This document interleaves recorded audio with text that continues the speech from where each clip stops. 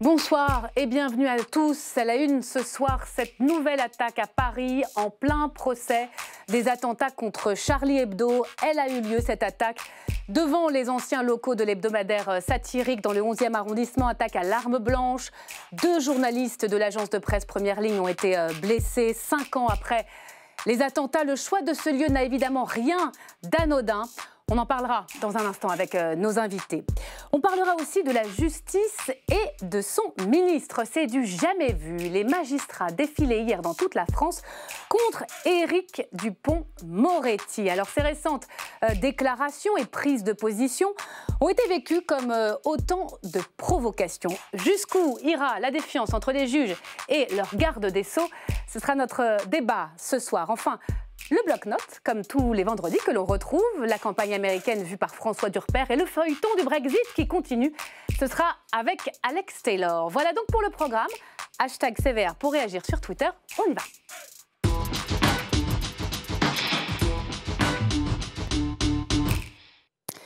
Tout porte à croire donc qu'il s'agit bien d'un attentat terroriste. L'auteur principal aurait reconnu les faits devant les policiers qui l'ont interpellé. Il faudra évidemment attendre son interrogatoire pour connaître ses réelles motivations. Mais le contexte dans lequel intervient cette attaque à l'endroit même des anciens locaux de Charlie Hebdo lui donne évidemment une résonance toute particulière. Bonsoir Pierre-Yves Bournazel. Bonsoir. Merci d'avoir accepté notre invitation. Vous êtes député Agir de Paris, la capitale à nouveau frappée. On a l'impression quelque part de retourner 5 ans en arrière. Vous nous direz comment vous avez réagi et ce que vous comprenez de ce qui est en train de se jouer aujourd'hui. Sylvain Courage, bonsoir. Bonsoir. Merci d'être là. Vous êtes le rédacteur en chef à l'Obs. L'Obs qui a signé un manifeste publié mardi dernier dans toute la presse audiovisuelle et écrite.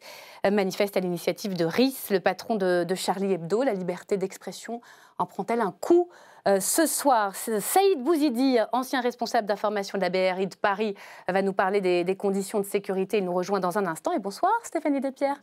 Merci d'être là. Vous m'accompagnez ce soir pour nous donner en direct toutes les réactions. On va d'abord revenir évidemment sur le déroulé des faits. Que s'est-il passé minute par minute? Et que sait-on de l'enquête ce soir? C'est un sujet signé Maïté Frémont. C'est une image d'unité nationale dans un lieu symbolique. Le Premier ministre entouré de la maire de Paris et du ministre de l'Intérieur, tous réunis après une nouvelle attaque dans cette rue tristement connue, celle des anciens locaux de Charlie Hebdo. Celles-ci surviennent dans un lieu symbolique et au moment même où se déroule le procès des auteurs des actes indignes contre Charlie Hebdo. C'est l'occasion pour le gouvernement de la République de rappeler son attachement indéfectible à la liberté de la presse, sa volonté résolue par tous les moyens de lutter contre le terrorisme. L'attaque se déroule 4 heures plus tôt. Il est 11h45 quand un homme armé d'un hachoir attaque 2 salariés de la société de production Première Ligne. J'ai entendu des hurlements terribles. Donc j'ai été sur le balcon, j'ai ouvert la fenêtre, j'étais sur le balcon et j'ai vu une jeune dame complètement ensanglantée qui avait le cuir chevelu fendu et ici elle saignait, elle hurlait, elle tombait. Et des personnes sont venues l'aider, l'ont prise. En fait, c'était des personnes que je connaissais, une agence de production qui vient souvent, c'est des clients qui sont devenus des amis, dont une fêtait son anniversaire hier. Enfin bon bref, c'est écœurant. Sur cette vidéo postée sur un réseau social, les premiers instants après l'attaque. Très rapidement, les pompiers arrivent sur les lieux. Sur les brancards, les 2 victimes gravement blessées sont évacuées en urgence, mais leurs jours ne sont pas en danger. Des dizaines de policiers sont déployés, un périmètre de sécurité est établi. Quant aux stations de métro des alentours, elles sont fermées et des milliers d'élèves dans les écoles sont confinés. Dans le même temps, près de la place de la Bastille, un suspect est interpellé. D'origine pakistanaise, il aurait 18 ans et serait connu pour des faits de droit commun et de port d'armes illégales. Le parquet antiterroriste est saisi. Sur Twitter, la rédaction de Charlie Hebdo a quant à elle apporté son soutien. Avant de vous donner la parole, on va tout de suite rejoindre Thomas Després qui a passé une partie de sa journée sur place. Thomas, vous êtes pas loin de cette rue, hein, Nicolas Appert. Qu'est-ce qui se passe autour de vous ce soir ?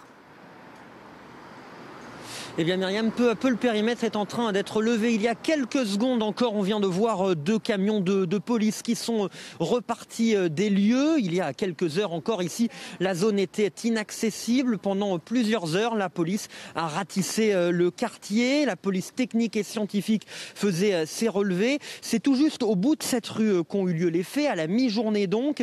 Plusieurs témoins m'ont confié avoir été alertés par les cris d'une des 2 victimes et par la course-poursuite entre l'assaillant et plusieurs habitants. Le suspect, donc un homme de 18 ans, a été arrêté à quelques centaines de mètres par là. De quoi rassurer les habitants, même si évidemment ici dans ce quartier le souvenir de l'attentat de janvier 2015 est encore dans toutes les mémoires. Un souvenir ravivé aujourd'hui en plein procès de ces attentats de janvier. Il y a une polémique qui monte ce soir, Thomas. Ce sont les patrons de première ligne qui s'indignent que la rue n'ait pas été sécurisée alors que le procès des attentats contre Charlie Hebdo a commencé. Est-ce qu'on en parle autour de vous ? Eh bien ici Myriam, il y a en fait 2 écoles. Ceux qui sont plutôt confiants, un habitant du quartier me disait en début d'après-midi, on ne peut pas mettre un policier derrière chaque citoyen. Et puis, vous l'avez dit, le contexte des attentats de janvier en a inquiété d'autres. Ce contexte aurait dû justifier une présence policière plus importante, m'expliquait Sandrine, qui n'a pas été surprise par cette attaque. Elle craignait qu'il y ait une attaque pendant ces attentats. Du côté donc de la production première ligne touchée ce matin, on nous a indiqué qu'ils n'avaient pas demandé de protection policière à la préfecture de police, mais qu'aujourd'hui ils le regrettent. Et d'ailleurs, on a appris ce soir que première ligne production a demandé une protection au gouvernement, une protection après cette attaque de ce matin. Merci beaucoup Thomas, on reviendra vers vous un peu plus tard dans l'émission. On est en ligne avec Mohamed Sifawi. Est-ce que vous m'entendez Mohamed ? Vous êtes journaliste, vous êtes proche des journalistes de Charlie Hebdo. Vous êtes vous-même d'ailleurs sous protection depuis de nombreuses années. D'abord, comment vous avez appris la nouvelle aujourd'hui ? Écoutez, j'étais au procès des attentats de 2015 quand la nouvelle est tombée. On a appris qu'il y avait des attaques à l'arme blanche contre des personnes à proximité des anciens locaux de Charlie Hebdo. Vous avez été surpris par cette nouvelle attaque ? Écoutez, à vrai dire non, parce que depuis plusieurs jours, j'ai eu l'occasion de m'exprimer. Alors, on est toujours malade. Avant un attentat, on dit qu'il y a une menace terroriste parce que certains, évidemment, s'empressent de nous accuser d'alarmistes et de vouloir peut-être faire peur. Donc c'est toujours compliqué de le dire. Bon, moi, j'ai annoncé qu'il y allait avoir des choses assez, je dirais, assez inquiétantes ces jours-ci pour la simple raison, je ne lis pas dans ma marque de café comme dirait l'autre, mais il y a un bruissement depuis maintenant plusieurs semaines, une littérature islamiste, une propagande qui s'illustre à travers des communiqués qui menacent de façon explicite à la fois la France et les ressortissants français, mais aussi tous les journalistes. J'en veux un petit peu, à vrai dire, à certains médias qui ont très très mal exploité, très mal décrypté le dernier communiqué d'Al-Qaïda parce qu'il contenait 5 pages, il était explicite et on a laissé croire que Al-Qaïda menaçait uniquement Charlie Hebdo, laissant croire ainsi que ce serait un match entre des terroristes et la rédaction de Charlie Hebdo.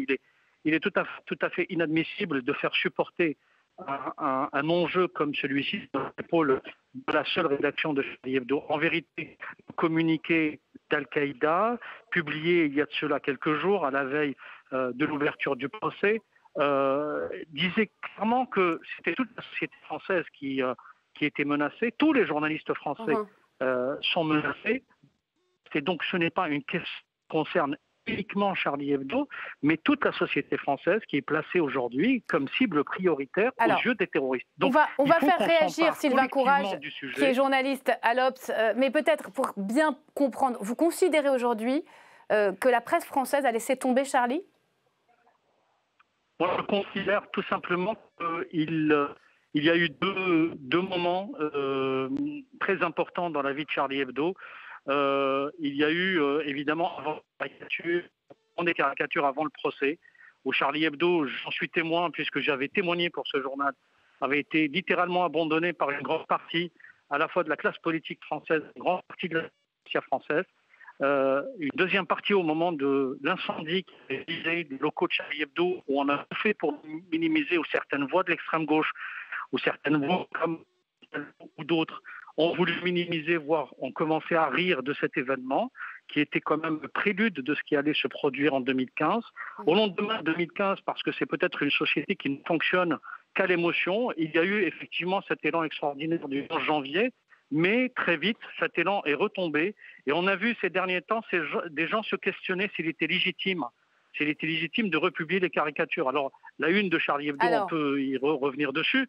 Il ne faut rien regretter à cette republication pour vous, Mohamed Sifawi. Il ne faut rien regretter après cette attaque de cette republication des caricatures de Mahomet dans Charlie ?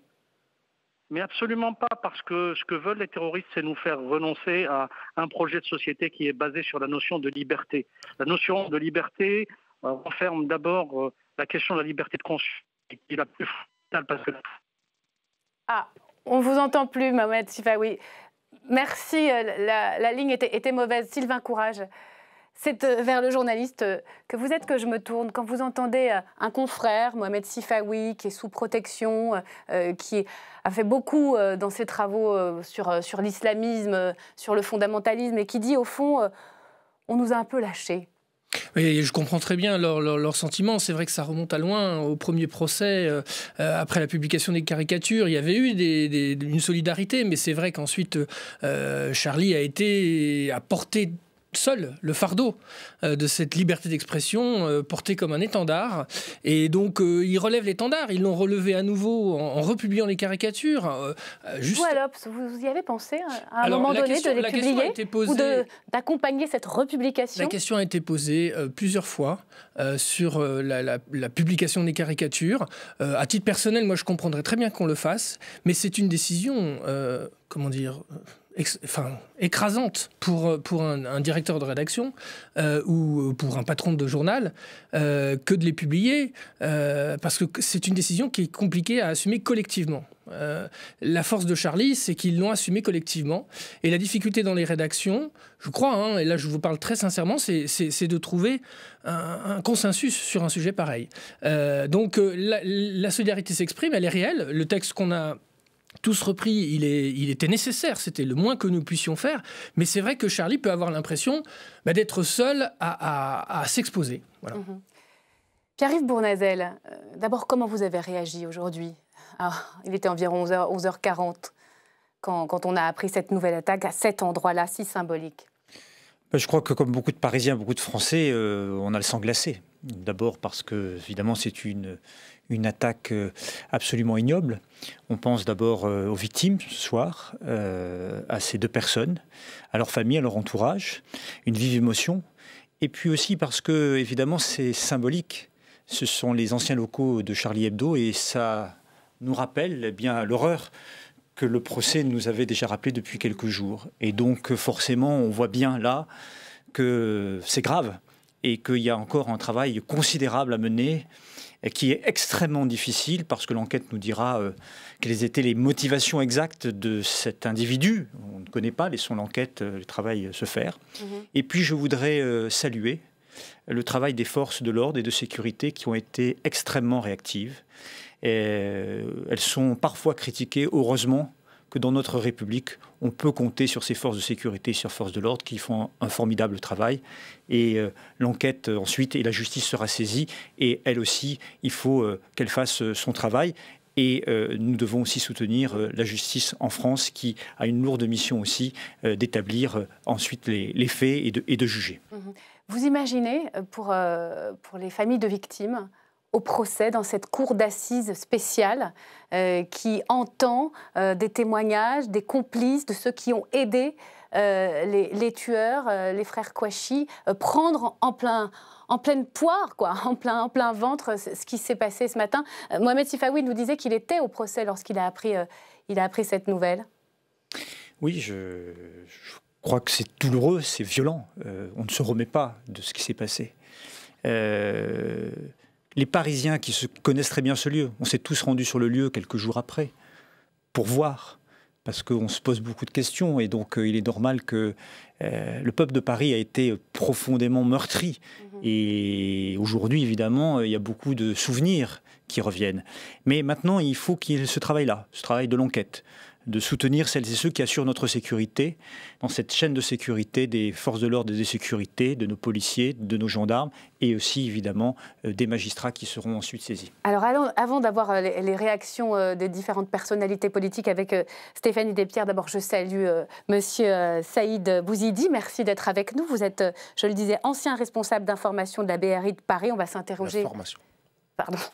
D'information de Paris. On va s'interroger avec vous sur évidemment le lieu, si symbolique, est-ce qu'il fallait le sécuriser, est-ce qu'il y a eu une faille.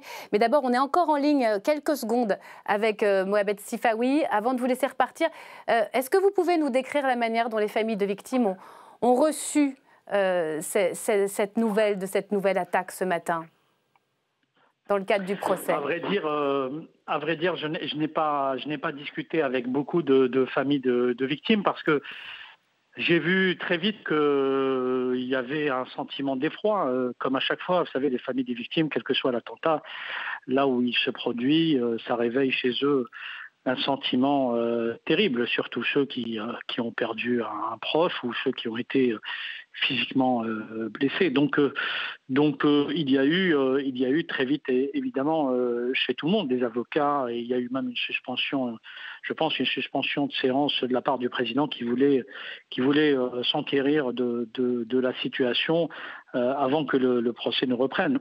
Mais toujours est-il que l'attentat était prévisible et je vais aller me mouiller et ce ne sera pas la première fois. Il y en aura d'autres, on le sait, parce qu'il y a un climat d'abord qui est détestable, il y a des tensions qui sont visibles, il y a des menaces qui placent clairement la France et la société française, mais aussi, je le rappelle, pas uniquement Charlie Hebdo, toute l'élite française et toute la presse française qui la désigne clairement en cible, parce qu'ils savent pertinemment que c'est un pays de liberté de conscience, de laïcité, d'égalité, de démocratie, de liberté d'expression, de blasphème, enfin, et par conséquent, ce sont autant d'éléments qui les gênent considérablement. Donc on est rentré véritablement dans un bras de fer que nous devons, me semble-t-il, assumer, parce qu'il y va du projet de société que nous devons collectivement défendre. Très rapidement, est-ce que vous pouvez nous donner au fond votre réaction quant aux premiers éléments sur le profil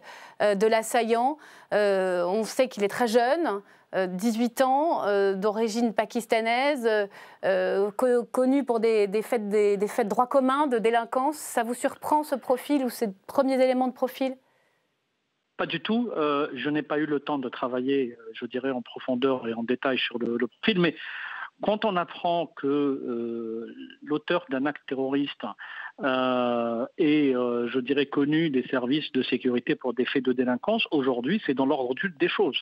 Parce qu'il y a une jonction qui a été faite grâce, je dirais, à des fatwas d'idéologues islamistes qui ont permis, si j'ose dire, de halaliser la délinquance. C'est-à-dire ce qu'ils disent aujourd'hui à des délinquants: vous pouvez tuer des mécréants, vous pouvez les voler, vous pouvez les déshonorer, ça c'est dans le texte, je cite, et par conséquent, d'anciens délinquants qui sautent le pas pour aller vers le djihadisme est une chose qui est très fréquente. Je rappelle quand même que des gens comme Mohamed Merah, comme Hamidi Koulibaly, mais aussi plus tard comme certains des auteurs des attentats de 2015, que ce soit des attentats individuels ou des attentats de novembre 2015, pour beaucoup d'entre eux, ils avaient eu d'abord un parcours délinquant, multirécidiviste, et ils ont été, pour beaucoup d'entre eux, endoctrinés soit en prison, soit dans les quartiers, et ils ont décidé de sauter le pas vers le djihadisme d'une certaine façon pour essayer de se purifier parce que c'est ce qui leur est vendu. Merci beaucoup Mohamed Sifaï d'avoir été en ligne avec nous ce soir. Saïd Bouzidi, pour rebondir sur ces questions de profil. D'abord, est-ce que, d'après les différentes sources que vous avez pu consulter dans la journée, vous avez des éléments un peu plus précis? Est-ce que vous êtes surpris? Surpris, en tant que policier, on est toujours prêt, on est préparé et prêt depuis maintenant quelques années, et notamment depuis qu'on a été frappé, depuis que la France a été frappée par les premiers modes opératoires terroristes.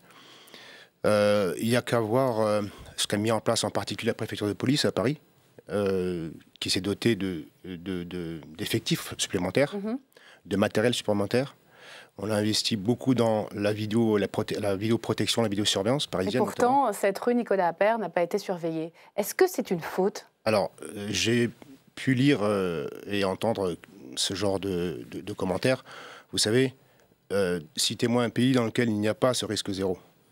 Ça n'existe pas. Mais depuis le début du procès, on sait que le niveau de menace augmente, il est même très fort, pas seulement sur les journalistes de Charlie Hebdo, sur les familles. On a vu la responsable des ressources humaines, Marie Cabret, qui a été obligée de quitter son domicile. Elle a été relogée parce que le niveau de menace était trop puissant, des menaces de mort par téléphone, par mail. On se dit que ce lieu-là, si symbolique, aurait pu être protégé. Alors, vous savez qu'il l'était pendant longtemps, puisque Charlie Hebdo ont reçu des menaces, ça ne date pas d'il y a 5 ans simplement, ça date de beaucoup plus longtemps. Il y a eu des menaces réitérées et régulières, il y a eu des policiers qui au début étaient en faction, c'est-à-dire qu'ils avaient une position statique. Devant l'ancien siège, parce qu'il faut bien rappeler que ce n'est plus le siège et qu'aujourd'hui, la rédaction de Charlie Hebdo travaille dans un lieu sous haute sécurité, tenu secret. Mais devant l'ancien siège, il y avait des policiers, il n'y en a plus, pour quelle raison? Vous savez, lorsqu'on connaît la sécurité, et notamment intérieure, quand on ne connaît pas, on pense a priori qu'effectivement, c'est peut-être une erreur. Sauf que, vous savez, quand vous mettez un policier ou deux sur une position statique, H24, toute l'année, il perd de la vigilance, parce que c'est un être humain comme tout le monde. Et pourquoi est-ce qu'il perd de la vigilance? Parce que ses membres sont à un moment donné engourdis. Mais il peut être remplacé. La vigilance. Il peut y avoir plus d'effectifs. Vous savez qu'on est sur la capitale et que les sites sensibles, ils se comptent par On entend des arguments dire aussi que quand vous mettez un officier de police, vous attirez peut-être plus de... C'est ce que j'allais dire en troisième argument, effectivement. On éveille aussi un petit peu, vous savez, c'est-à-dire qu'au lieu d'être discret, on est contre-productif, puis on montre un petit peu, on met un projecteur. Ça, c'est sûr, ça? Parce que c'est... Écoutez, oui. C'est montré par le terrain, par l'expérience?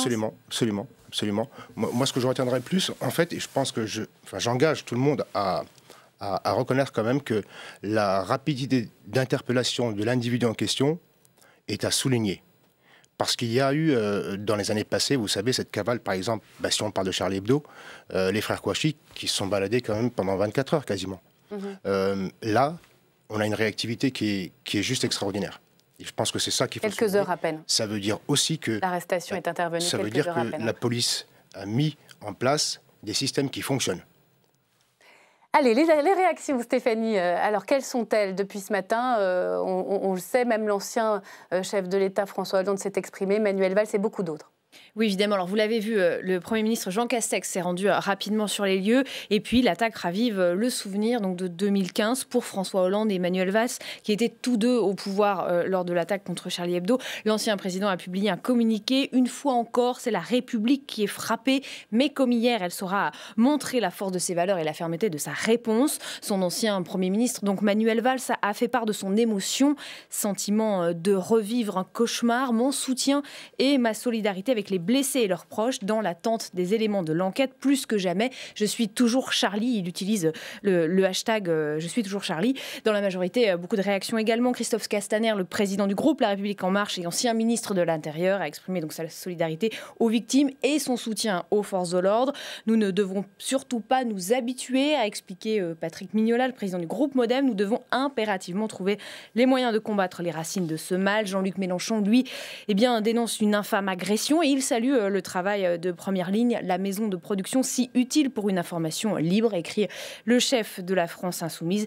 Les élus de droite et d'extrême droite ont réagi, eux, très vite après l'attaque. Sur Twitter, le député Les Républicains Éric Ciotti a demandé au président de la République, je cite, d'arrêter de retarder les décisions pour lutter contre l'islamisme. Et Marine Le Pen, elle, interroge, je cite, combien de victimes auront été évitées en contrôlant strictement notre politique d'immigration, en expulsant systématiquement les clandestins, en faisant la chasse à l'islamisme. La lâcheté politique n'est plus possible, estime la présidente du Rassemblement national, alors qu'on ne connaît pas encore exactement les motivations du suspect. Sylvain Courage, je me tourne vers l'observateur. Quand on vit un moment comme ça, combien de temps elle dure, l'union sacrée ? Bah là, elle dure. Elle a déjà explosé. Elle a déjà explosé. On même pas une journée. Bien sûr, bien sûr. Il y avait un vrai élan après les attentats contre Charlie et contre l'Hypercacher. Déjà en novembre 2015, ça s'était effrité. Et bien sûr, ensuite, ça a été la polémique à chaque fois. Je veux dire à Nice, pour tous les attentats. Pourquoi elle est plus possible aujourd'hui, cette union sacrée ? Parce que finalement chacun joue sa partition. C'est la déplorable habitude en fait. C'est-à-dire qu'on ne voit plus ce qui est intolérable dans ces crimes. On réagit en fonction de son intérêt. Et donc ça donne plutôt un spectacle un peu pitoyable. Vous êtes d'accord ? C'est l'élu là qui est interpellé. Comment se fait-il que, après même pas quelques heures, on ait des instrumentalisations, des offensives, on soit déjà dans la guéguerre politicienne ? C'est triste pour la politique parce que ça manque de sens de l'intérêt général. D'abord parce qu'il y a des victimes qui sont blessées. Je pense qu'à quelques heures de cet acte ignoble, il serait bien de penser à elles, de les respecter, de respecter leur entourage et d'avoir peut-être la décence de ne pas commenter ce qu'on ne sait pas. Il y a une enquête, c'est l'enquête qui dira ce qui en est et quelles étaient les motivations exactes de cette personne. En tout cas, c'est Pour vous, la polémique déjà qui monte sur la question de sécurisation de la rue même, c'est déjà trop ? Écoutez, les polémiques, elles ne servent en rien le débat. En revanche, qu'après on puisse avoir avec le recul nécessaire, des questions qui se posent et qu'on amène des réponses, ça c'est autre chose. Aujourd'hui, c'est le jour de cet acte ignoble. Un peu de décence, un peu de sens de l'intérêt général, ça me paraît vraiment la première des réactions d'un homme ou d'une femme politique. Je voudrais qu'on revienne avec vous, Saïd Bouzidi, sur le niveau de la menace. Mohamed Sifawi nous parlait de ce communiqué d'Al-Qaïda en disant qu'il s'adressait à tout le pays et pas seulement à la rédaction de Charlie Hebdo. Il y a d'autres pays comme l'Iran, comme le Pakistan, qui ont mis en garde, alors par leur voix de leurs dirigeants, mais il y a eu des messages qui sont passés. Concrètement, depuis le début du procès, la menace est beaucoup plus forte. On peut considérer que oui, il y a eu une montée un petit peu graduelle de la menace, mais je veux dire juste, c'est quelques jours, ces derniers jours. Mais sinon, vous pouvez être sûr que la moyenne, elle n'est pas dépassée. Je veux dire, on n'a pas plus de menaces qu'avant. Ça, il faut que vous en soyez convaincus. En revanche, c'est la menace sur les gens de Charlie Hebdo ou les entourages qui augmentent. Ça, c'est une évidence. Vous savez que dans les menaces, il y a les menaces Al-Qaïda qui sont avérées, et puis il y a les autres qui ne le sont pas du tout. Donc voilà, il y a vraiment effectivement cette ambiance-là, comme a pu le dire M. Sifawi. Cessez d'aboyer chien français, ça c'est pour le Pakistan. Stop Charlie, brûle ton drapeau.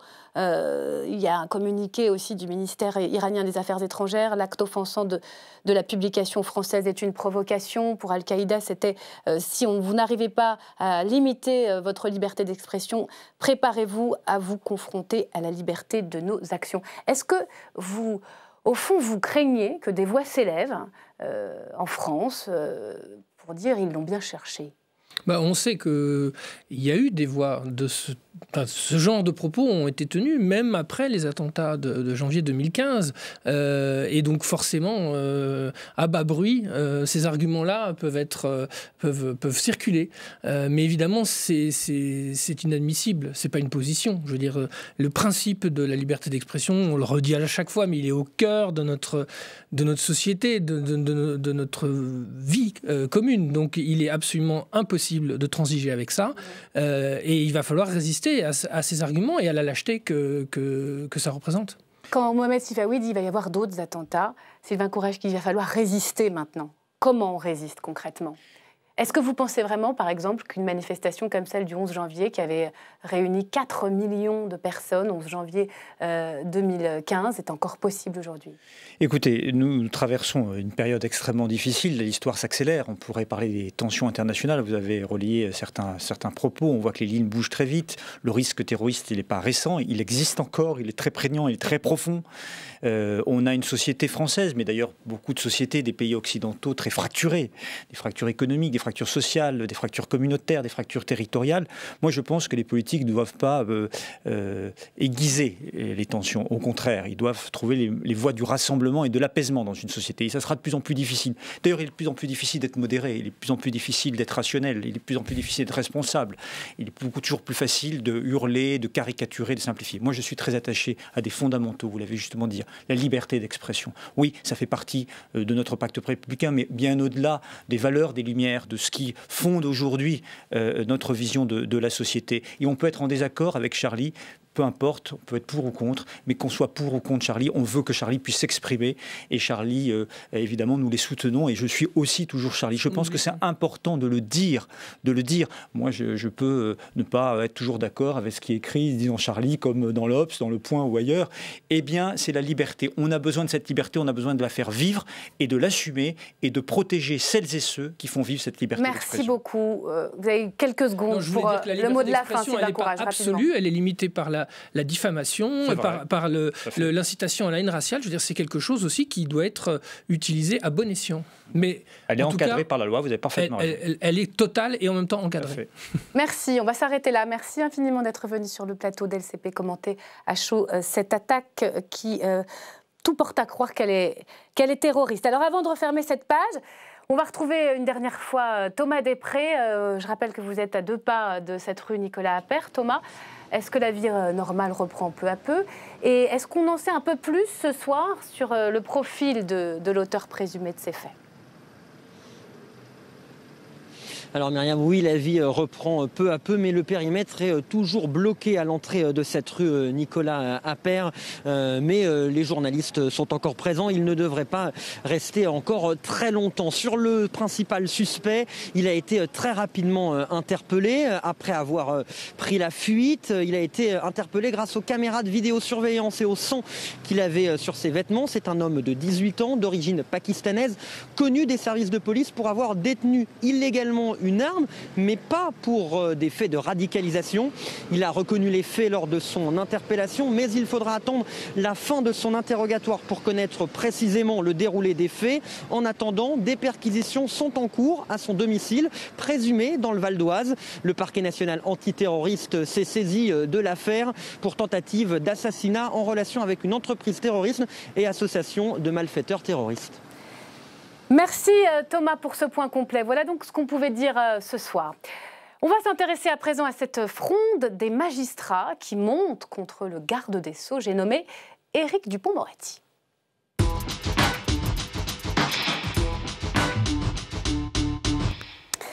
Bonsoir Jean-Pierre Versidy-Campincky, merci d'être là. Vous êtes avocat. Je sais que vous n'aimez pas l'expression ténor du barreau. Bon, vous en êtes important, doyen du barreau d'ailleurs. Vous défendez notamment Éliane Houlette, l'ancienne patronne du parquet national financier dans l'affaire des fadettes d'avocats. On en dira un mot. Et vous signez cette autobiographie, on peut le dire ça, récit un peu autobiographique, papier d'identité avec un S, c'est aux éditions du Cerf. Vous racontez vos origines, elles sont très multiples, on en dira un mot. Vous plaidez pour le métissage et vous vous opposez au communautarisme, on peut dire ça? Je constate. Vous constatez. On en dira un mot. Bonsoir Nils Monsara. En tout cas. Bonsoir. Merci d'être là. Vous êtes secrétaire national du syndicat de la magistrature, syndicat classé à gauche, qui a appelé à défiler hier, et c'était absolument inédit, contre le garde des Sceaux, Éric Dupond-Moretti. Et bonsoir Stéphane. Ah ben bonsoir Myriam, vous allez bien? Stéphane Blakowski, qui ouvre le bal avec son billet, sur Éric Dupond-Moretti. C'est parti, si j'ai bien compris, tout de suite. Si j'ai bien compris ce soir. Eh ben, si j'ai bien compris, Myriam, Éric Dupond-Moretti sera finalement resté ministre de la Justice, mais beaucoup plus longtemps que ce qu'on avait prévu au départ. J'ai fait le décompte, ça fait quand même 82 jours qu'il est là. Ça veut dire qu'il reste encore 8 jours et ça lui fait 3 mois passés au gouvernement. Mais qui aurait dit qu'il serait resté aussi longtemps à ce poste? Non, franchement, non. Parce que vous ne pensiez pas qu'il pouvait passer les 3 premiers mois? Oh, moi, je pense pas grand-chose, mais j'ai des souvenirs. Je me souviens de ce que disait Jean-Pierre Chevènement. Un ministre, ça ferme sa gueule ou ça démissionne. Alors, dans le cas de Dupond-Moretti, vu que d'un côté, il a une grande gueule et que de l'autre côté, il n'est pas du genre à la fermer, je me disais ça, forcément, ça va vite faire des étincelles, il ne va pas y rester. Mais j'étais vraiment pas le seul à le dire. Hein. Vous connaissez Maître Eolas, j'imagine, l'avocat célèbre sur les réseaux, 350 000 followers sur Twitter. Voilà le tweet qu'il a publié le jour de la nomination de Dupond-Moretti. Pourtant, il n'est pas réputé être vraiment de grand parti pris. C'est pas un politique, donc il ne va pas tenir longtemps. Il reconnaissait qu'il s'était déjà trompé. Mais bon, la liste de ceux qui ne donnaient pas cher de la peau de Moretti était quand même assez longue. Ah bon? Qui d'autre?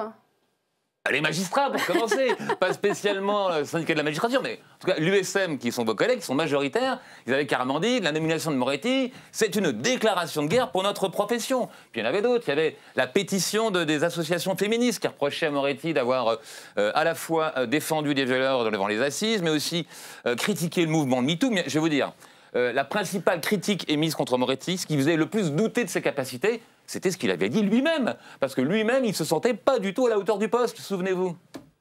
Il faut en avaler des couleuvres pour faire de la politique. D'abord, il faut être d'accord avec tous les copains du gouvernement auquel on appartient soi-même. C'est-à-dire, quoi. Il faut manger son chapeau de temps en temps. Non, c'est une discipline. C'est un exercice, j'en ai pas les compétences. Et puis, non, pas du tout. J'aimerais pas faire ça. Un savoureuse archive. Donc il avait peur d'avaler des couleuvres. Est-ce qu'il en a avalé? Est-ce qu'il y a de quoi s'inquiéter ou pas pour lui? La modestie n'est bien sûr pas le point fort d'Éric Dupond-Moretti, mais je pense que sur ce coup-là, il s'est quand même un petit peu sous-estimé. C'est pas si compliqué d'avaler des couleuvres. Il y arrive très bien. Regardez, il avait nommé fin août une conseillère spéciale, son cabinet. Il était content de sa nomination. 3 jours plus tard, il a senti que ça contrariait son administration, alors hop, Charlotte Bilger, elle a dû céder la place. Donc, et puis il y avait une autre inquiétude, on l'a entendu s'exprimer, il a dit mais attention, moi si je suis ministre, je risque de manger mon chapeau, il faut respecter la discipline gouvernementale. Bon, finalement, il s'est un peu engueulé par médias interposés avec Darmanin sur le mot ensauvagement. Voilà, il est toujours en place, ça va pas si mal. Vous voyez, finalement... Finalement, le métier finit par rentrer, c'est ce que vous dites. Exactement, le métier est en train de rentrer. Vous voyez, maintenant qu'il a déjà passé donc 82 jours, bientôt 3 mois au gouvernement, on est obligé de se poser la question. Et s'il restait jusqu'en 2022 hein? Alors, qu'est-ce que vous en pensez, maître? Finalement, il peut tenir jusqu'au bout, Éric Dupond-Moretti? Et je considère que la qualité première d'un type intelligent, c'est la qualité d'adaptation. Bon, et c'est un type intelligent. Et Dupond-Moretti, même moi, je suis obligé de reconnaître qu'il est très intelligent, même si je suis forcément son contradicteur. Bon, donc, je suis pas... J'ai été surpris de sa nomination, mais j'ai été surpris de sa nomination vu de celui qui l'a nommé. Bon... Qu'il ait changé d'avis, effectivement, bon, 2 ans est passé, et puis c'était une opinion, et là, on lui offre le poste, donc il a changé d'avis, mais... Mais pour l'avocat, vous êtes avoir un avocat place Vendôme. Non, ça fait pas toujours plaisir. Fois. C'est pas la première fois. On se souvient de Robert Badinter, bien sûr, mais il y en a eu d'autres. Sous la 3e République, il y a eu des kyrielles de ministres de la Justice. Mais est-ce que ça fait pas plus plaisir que de voir un juge aux avocats? Oui. Non. Non? Ah non. Vraiment? Non. Ce sont les juges qui sont corporatistes, pas du tout les avocats. Non, mais c'est pas ça. C'est que les avocats, enfin, je crois pas avoir jamais vu un avocat être heureux parce qu'un avocat est ministre. Ils sont trop compétitifs entre eux. Non, mais ils se font pas d'illusions. Ça va pas être le souci premier de M. Dupond-Moretti de protéger la communauté des avocats. Alors pourquoi tant de haine avec vous, les juges? On va tout de suite le comprendre. Pourquoi Éric Dupond-Moretti s'est mis à dos pratiquement en 3 mois toute la magistrature, quels que soient les syndicats? Retour sur les paroles et les actes qui ont blessé avec Elsa Mondingava. Le 6 juillet dernier, c'est la surprise du gouvernement Jean Castex. Monsieur Éric Dupond-Moretti, garde des Sceaux, ministre de la Justice. Une nomination qui dérange. Les magistrats ont de la mémoire. J'ai rencontré dans ma vie des juges absolument exceptionnels. Mais j'en ai pas rencontré beaucoup. Éric Dupond-Moretti, avocat, s'est aussi prononcé pour la suppression de leur école, l'ENM, l'École nationale de la magistrature. Éric Dupond-Moretti, ministre de la Justice, se contentera de la réformer. L'ouverture, c'est d'abord rompre avec des traditions surannées. C'est rompre avec la tentation du vase clos et de l'entre-soi. Vécu comme une ultime provocation, il y nomme à sa tête une avocate, Nathalie Roret. Et puis, il y a l'enquête administrative décidée par le garde des Sceaux contre des magistrats du PNF, le parquet national financier. Ils sont mis en cause pour avoir épluché des fadettes des relevés téléphoniques afin de savoir qui avait informé l'ancien président de la République, Nicolas Sarkozy, et son conseil Thierry Herzog, qu'ils étaient sur écoute. Parmi les lignes téléphoniques examinées, celle de plusieurs ténors du barreau, dont un certain Éric Dupond-Moretti. Pour l'Union syndicale des magistrats et le syndicat de la magistrature, cette enquête sonne comme une vengeance du ministre de la Justice. Il était parti dans cette procédure, il a déposé plainte contre le parquet national financier pour violation en estimant qu'il était victime d'une violation de sa vie privée. Il a indiqué que c'était une clique, que c'était des barbouzeries. Et aujourd'hui, ça ne le dérange pas d'utiliser ses prérogatives de ministre pour lancer une enquête administrative contre ces magistrats. Assis, debout, ne pas coucher. Ces deux syndicats de magistrats ont manifesté contre le garde des Sceaux ce jeudi. Nils Monsarat, vous les prenez comment tous ces mots-là? C'est de la provoque? Est-ce que de la provoque, ça justifie une manifestation? Alors, je voudrais déjà revenir un peu en arrière. C'est pas une manifestation contre Dupond-Moretti, en fait. C'est une mobilisation pour l'indépendance de la justice.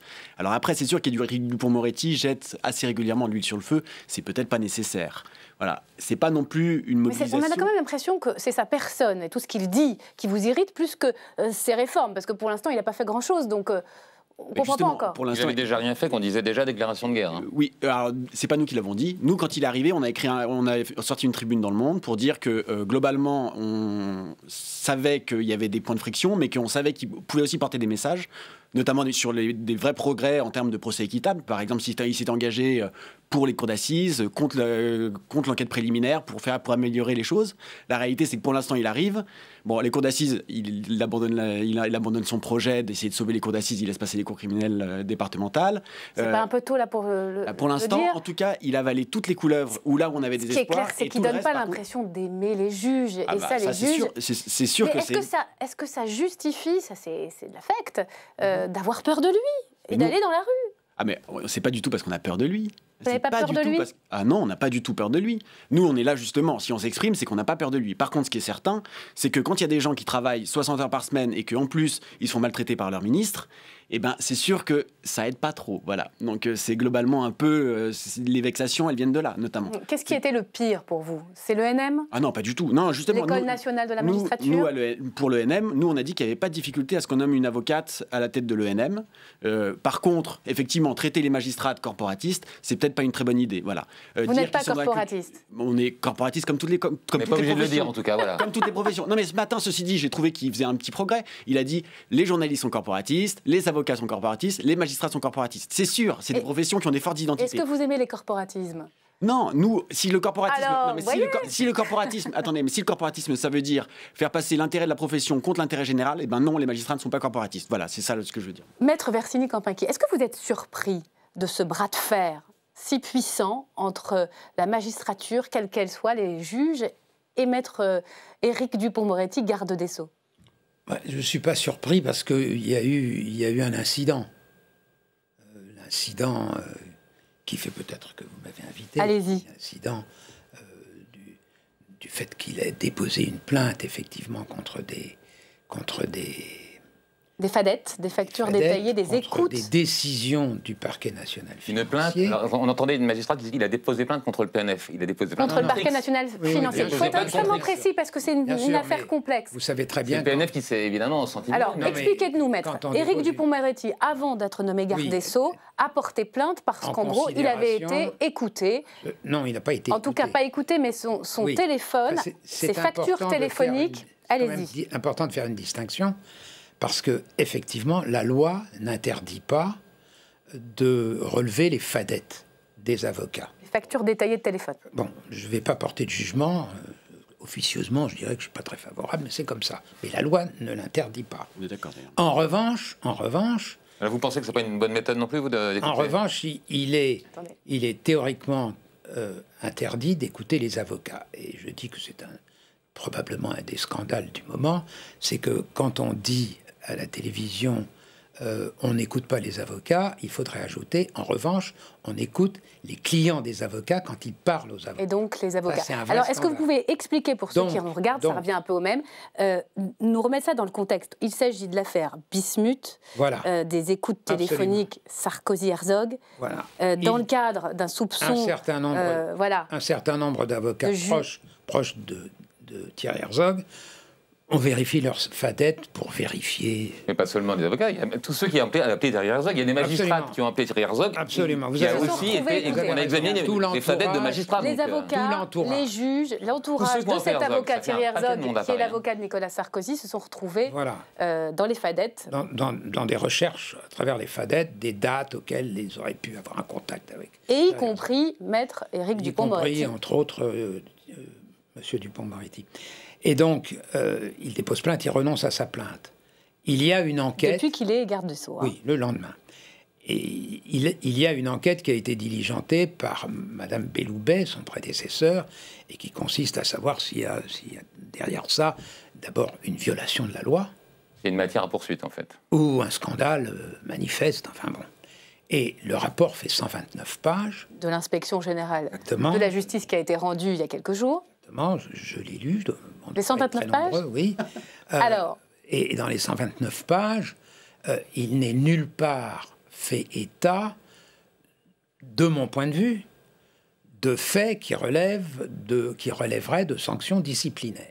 Bon, enfin, il y a quand même des remarques qui sont faites comme quoi il y a eu des manques de diligence, c'est-à-dire que quand même ces écoutes elles ont duré pendant 6 ans, c'est-à-dire que les policiers qui étaient au service de la justice n'ont rien trouvé, ça a duré 6 ans. On souligne la longueur, on se demande qu'il n'y a pas un manque de loyauté. Il y a quand même des questions qui sont soulevées, quoi. Peut-être qu'il n'y a pas de poursuite, mais Jean-Pierre ça c'est la traduction qu'on en fait.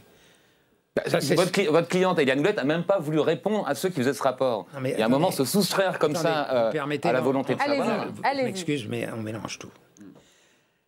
Dans ce rapport, de mon point de vue, il n'y a rien de vraiment sérieux qui justifie le renvoi en discipline devant le Conseil de discipline. Point. Sinon, il l'aurait dit, porteur. Bon, rien d'illégal, secret professionnel et vie privée. En ce qui concerne la question pour laquelle Madame Houlette a refusé, avec le Conseil, son sceau d'avocat, de se présenter, c'est qu'il y a un problème de principe. Le ministre demandait à un organe administratif de pouvoir porter une appréciation sur une décision juridictionnelle. Et par conséquent, sur ce problème de séparation des pouvoirs, Madame Houlette, et j'y étais favorable, a indiqué que non, qu'elle ne répondrait pas. Mais qu'en revanche, si elle était interrogée par le Conseil supérieur de la magistrature, elle se rendrait devant le Conseil de magistrature. Fin du premier chapitre. Le deuxième chapitre, c'est que le garde des Sceaux, M. Dupond-Moretti, a demandé dans la foulée à la lecture, je pense qu'il ne l'a pas lu, 129 pages, j'espère pour lui, à la lecture qu'on lui a faite, ou à la traduction qu'on lui a faite de ce rapport, qu'il y avait peut-être quelques frottements, et il a demandé à la même direction des services, inspection des services, c'est-à-dire aux mêmes personnes, de vérifier si ce qu'ils avaient vu blanc n'était pas gris ou noir. Bon, et donc il y a un côté un peu il insiste un peu, quoi. Non, mais un côté surréaliste. On demande aux mêmes de bien vouloir aller plus loin que ceux où ils sont allés. Bon, c'est complexe. Ceux qui sont passionnés par cette affaire Bismuth-Fadette iront l'indépendance de la justice. Mais c'est très important parce que c'est quelque chose de très important. J'entends bien et c'est pour ça qu'on vous a invité. C'est abominablement complexe. Voilà, mais en quoi cette affaire-là, elle alimente chez vous le soupçon? Parce que vous dites, sur Éric Dupond-Moretti, on a peur pour l'indépendance de la justice. Est-ce que c'est pas ce point-là, sur ces histoires de fadettes, au fond, un avocat qui porte plainte parce qu'il a été écouté, je caricature, qui devient garde des Sceaux, donc qui connaît des choses, qui est aussi, il faut le dire, un grand ami de Thierry Herzog, il ne s'en cache pas. Tout ça, c'est un mélange des genres, une consanguinité qui vous fait douter de son impartialité? Oui, alors ce qui est certain, c'est qu'il y a un conflit d'intérêt majeur, ça a été dit, mais c'est plus qu'évident. Alors expliquez-nous, le conflit d'intérêt, c'est-à-dire que là, il y a une personne qui s'estime victime, elle a porté plainte, elle a retiré sa plainte après. Éric Dupond-Moretti. Il s'estime victime, et quand il devient garde des Sceaux, il va utiliser ses pouvoirs comme garde des Sceaux pour satisfaire son envie quand il était victime, et donc il va lancer une enquête, il va en plus viser nommément les 3 magistrats, il a un positionnement qui est extrêmement rude vis-à-vis du parquet national financier, qu'il par ailleurs passait son temps à combattre quand il était avocat. C'est-à-dire qu'il garde ses combats qu'il avait avant. Il dit qu'il ne se vengera pas, vous l'avez entendu sur RTL comme moi ce matin, vous ne le croyez pas? Il n'est pas le seul à s'inquiéter, hein. Il y a d'autres avocats qui s'inquiètent, peut-être que même Maître Bersini s'est inquiété, enfin, Thierry Herzog, un grand avocat, je peux vous assurer qu'il s'inquiète aussi, donc il est le relais de l'inquiétude des avocats. Il est le relais de l'inquiétude de certains avocats qui font des affaires qui vont devant le parquet national financier, qui ne sont pas tous les avocats. D'accord. Alors pour avancer et clore, aller vers la conclusion qui arrive de ce débat, je voudrais quand même vous mettre sur le fond, parce qu'il y a quand même une grande nouvelle, c'est que la justice et son budget va considérablement augmenter, plus 8%. Écoutez le garde des Sceaux. Ce budget est un budget historique. La France, pour sa justice, n'a pas eu un budget de cette nature depuis plus de 25 ans. C'est 8 milliards de budget, une augmentation de 8%, et ça va me permettre d'embaucher d'ici la fin 2021 2450 personnels. Alors voilà, il y aura des crédits nouveaux, plus 8%, Nils Monsara, avec de nouveaux effectifs, avec des juges pénaux de proximité, avec plus de moyens pour les greffiers, pour que les peines soient mieux exécutées plus rapidement. Tout ça, c'est bien, non ? C'est bien si c'est vrai. Maintenant, on attend de voir. C'est-à-dire que pour l'instant, c'est des annonces. D'abord, il dit que c'est une augmentation sans précédent. En 2017, ça a augmenté de 9%. Là, ça passe à 8%. Donc voilà, il y a eu besoin d'une augmentation, c'est certain. Maintenant, la réalité, c'est qu'on sait comment ça marche le budget de la justice. C'est que le budget de la justice, il est quand même essentiellement absorbé par l'administration pénitentiaire. Principalement administratif. 8%, c'est beaucoup, vous le reconnaissez. Oui, si c'est 8%, non, mais si c'est 8% pour la justice judiciaire, pour les magistrats, pour les greffiers, pour les juridictionnels, oui, c'est important. Par contre, est-ce que c'est pas 8% pour rembourser les partenariats publics-privés qui ont été mis en place pour le palais de justice de Paris, pour l'administration pénitentiaire, pour construire des places de prison? Et à ce moment-là, ça veut dire qu'il ne reste plus rien finalement pour la justice judiciaire. Juste, je termine. Et on termine. Pour la justice judiciaire, il y a actuellement, c'est 4 € sur 1000 € de dépenses publiques. Voilà, c'est rien du tout. On a un budget qui est microscopique et l'urgence, elle est vraiment là. Et le message est bien passé. Merci Nils Monsara. Vous restez avec nous. Jean-Pierre Versini-Cambacki, on a un petit bloc-notes à vous montrer, puis je voudrais qu'on dise 2 mots sur votre livre. Tout de suite, le bloc-notes. Et on retrouve pour la première fois de cette nouvelle saison dans Ça vous regarde Alex Taylor. Alex Taylor, vous m'aviez promis de ne plus parler du Brexit. Vous vouliez nous parler d'Europe et revoilà le feuilleton du Brexit.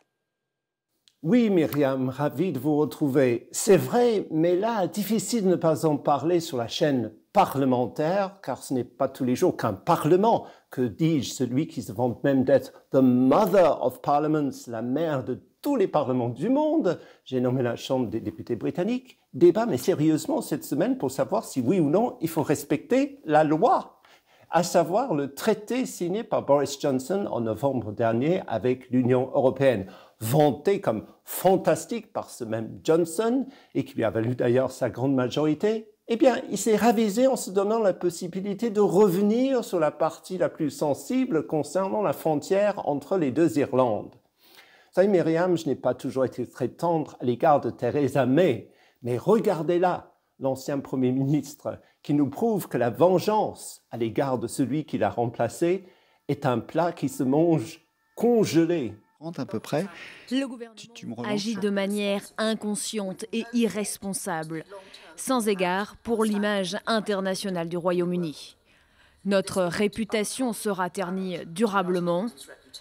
Le projet de loi remet en cause l'intégrité de notre pays et par conséquent, à regret, j'informe le ministre que je ne peux pas voter en sa faveur. Et donc le projet de loi qui n'a pas encore été voté, il n'a pas été voté ni par les députés, ni par les lords pour le moment, c'est bien ça ? Non, et vu le tollé que cela a soulevé non seulement dans les coulisses bruxelloises, mais surtout à Washington, Nancy Pelosi et Joe Biden ont fait part de leur étonnement. Et je vous rappelle que Johnson cherche désespérément un deal commercial post-Brexit avec les États-Unis. Johnson est un peu revenu déjà sur sa position en donnant aux députés le droit de valider par un vote parlementaire sa démarche si jamais. Et les Lords, vous l'avez dit, seront encore plus sévères. Mais vous savez, Myriam, à quelques mois de la fin de la période de transition, mes chers ex-compatriotes ne sont pas à une contradiction près en matière de frontières. Cette semaine a vu également le ministre chargé des préparatifs en vue d'un no deal et grand brexiteur devant l'éternel, Michael Gove, annoncer que pour éviter des embouteillages monstres de camions dans le Kent, les contrôles douaniers pourraient avoir lieu à l'entrée même de ce comté, que l'on appelle le jardin de l'Angleterre, mais lequel, si j'endosse fièrement ma nouvelle nationalité, deviendra de facto The Garden of France. Isn't it, ma chère compatriote? Merci beaucoup, Alex. À vendredi. Bonsoir, François. Bonsoir, Myriam. François Durper, que l'on retrouve avec plaisir pour nous faire vivre la campagne présidentielle américaine. Justice, toujours, on en parlait. Maître, il va falloir remplacer une juge à la Cour suprême. Exactement, Ruth Bader Ginsburg. Vous revoyez sa photo. Alors, aux États-Unis, vous pouvez être juge et vous pouvez être sur les t-shirts. On peut se faire tatouer votre portrait. C'est quand même assez incroyable. Mais parce que les juges, ils sont très importants. Ils sont nommés à vie et ils déterminent vraiment la vie. Et elle, d'un mot, qu'est-ce qu'elle a donné? La discrimination sexuelle dorénavant est une question constitutionnelle. Le 14e amendement, maintenant, l'égalité entre les citoyens, c'est maintenant l'égalité entre les citoyens et les citoyennes. On l'appelle même Notorious RGB, comme si c'était une star de rap. Alors, ça va tout changer, cette mort. Ça va tout changer de l'élection américaine. On ne parle d'ailleurs plus que de ça. Hein. C'est fini le Covid maintenant aux États-Unis dans la campagne. Évidemment, ça arrange Donald Trump qu'on ne parle plus que de ça. Pourquoi? Ça va électriser son électorat. Ça va avoir une influence sur l'élection probablement. Vous savez, on parle beaucoup du vote par correspondance. Et là, la Cour suprême pourra peut-être déterminer les choses. Et puis, surtout, là, c'est plus important presque que le président, c'est 4 ans. Mais eux, c'est une génération de décisions. Donc, ça veut dire sur l'avortement, sur l'immigration, sur l'écologie, sur les droits civiques, sur tout le port d'armes, c'est déterminant. Alors, il y a le nom, on l'attend pour demain. Donald Trump va donner le nom qui va être validé ou non par le Sénat. C'est de toute façon une femme qui va remplacer une femme, ça on le sait. Il y a 2 favorites. La première favorite, on la voit, c'est Amy Coney Barrett. Et Amy Coney Barrett, c'est la favorite des conservateurs puriste. Elle est très anti-avortement. Là, ça serait la juge la plus d'extrême droite qui remplacerait la juge la plus d'extrême gauche. Ça ferait basculer 6 contre 3 la majorité conservatrice de la Cour suprême. Mais il y a une deuxième favorite, c'est elle, Barbara Lagoa. Et Barbara Lagoa, c'est plutôt les conservateurs qu'on appelle libertariens aux États-Unis. C'est-à-dire qu'eux, ils veulent surtout le démantèlement des programmes fédéraux. Ils veulent, c'est la liberté individuelle. On peut être conservateur de plein de manières différentes aux États-Unis. Le moins d'États possible. Le moins d'États possible. Elle n'est pas du tout d'extrême droite. Elle n'est pas du tout anti-avortement. Les conservateurs puristes n'en veulent pas. Mais Donald Trump pourrait la choisir demain dans quelques heures. Pourquoi? Parce qu'elle est de Floride. Elle est de Floride et il aura besoin de la Floride pour gagner le 3 novembre prochain. Donc réponse dans quelques heures pour quel est le successeur de Ruth Bader. Et on va suivre ça de façon haletante, avec beaucoup d'attention. Merci François. Il nous reste une petite poignée de secondes, Maître. J'aimerais que vous nous disiez d'un mot, pourquoi pour vous les identités sont au pluriel, forcément, dans ce livre? Quelques mots, parce qu'on sait bien que c'est la grande question de l'identité au singulier qui revient partout en ce moment. Tout simplement parce que je suis à moitié corse et à moitié antillais, et que je suis né et j'ai vécu pendant 15 ans dans un village de l'Aisne, à 7 ou 8 kilomètres du front de la guerre de 14. Et par conséquent, depuis que je vis, depuis 60 ans, je suis parisien. Donc tout ça fait et ces histoires mêlées, vous les racontez dans ce livre. Les mélanges, ça libère. J'essaye, absolument. Merci Maître Jean-Pierre Versini-Campincky. Papier d'identité, c'est aux éditions du Cerf. On se retrouve la semaine prochaine, François, avec plaisir. Très belle soirée sur LCP et à mardi.